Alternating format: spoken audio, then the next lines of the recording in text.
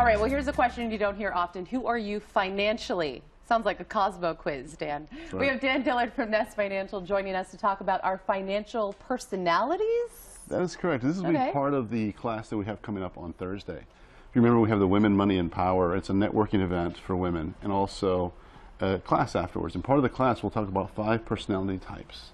And it's really cool to identify yourself as a personality type. And you're not necessarily going to fit into a networking event for women, and also a class afterwards. And part of the class, we'll talk about 5 personality types.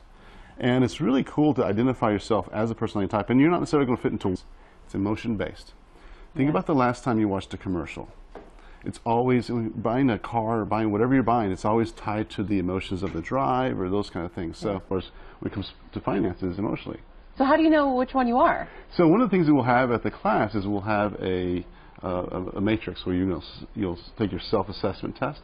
And it's good once you take the test, you say, okay, I fit more in this type of personality. And so it actually really helps you make decisions financially, because it's one of those things when you have a third who you are, and then you start looking at yourself, you get out of your own head. You start making decisions based on what you know. I know this about me. Okay, I'm going to make this. I'm going to push myself to do this. It's like going to see a dentist. I have to go do it. I know I'm afraid of it, but I'm going to go do it. So maybe we can talk about one of them, just to kind of give it. Let me guess, the avoider? That sounds like one you don't want to be. So if we want to talk about the avoider, it's one of the personality types. So let's, for example, you are overwhelmed with financial choices, and we see a lot of this. You know, finance is one of those things that's kind of, again, going. That was me when I went in and saw you, Dan. You know that. Avoid taking steps to resolve financial problems due to lack of financial knowledge. A lot of people are just scared. They don't have this knowledge. They're like, I don't want to make this decision.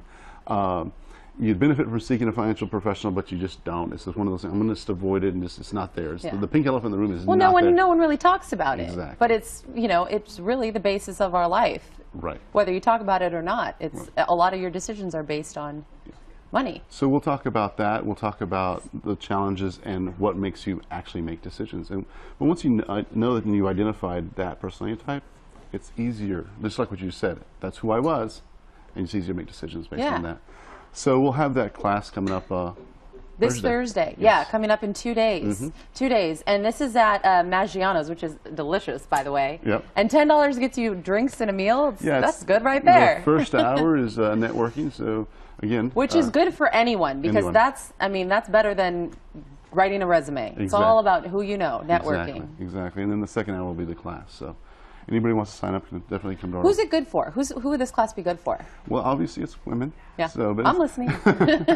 So it's pretty much all types, or in every area of life. So if you are a small business owner, if you are a professional, if you are just getting out of college and wanting to meet individuals, it's definitely good. Because these are tools you just don't learn anywhere else. I feel like you need to know them, you should know them, but there's. The earlier you start, the better. The earlier you have the knowledge, the better. I'm most happy when I meet my clients' children, not children necessarily children, but come out of college, because we're able to give that advice right there at the beginning, and they have a good foundation to start. So at any age. So maybe if your kids are home from college for a couple weeks, you should take them with you to it. Most definitely. All right. So let's pull up that full screen one more time so you have the information. And should they just go to the website, you think, to get more information on that? All the information is on our Facebook page, so they can go to Facebook and the Nest Financial and sign in there. Nice. Dan Dillard, thank you so much for coming in. It's good to see you again. Likewise. Taking notes every time. Well, keeping your airways clear gets more and more difficult as the temperatures start to drop, especially today.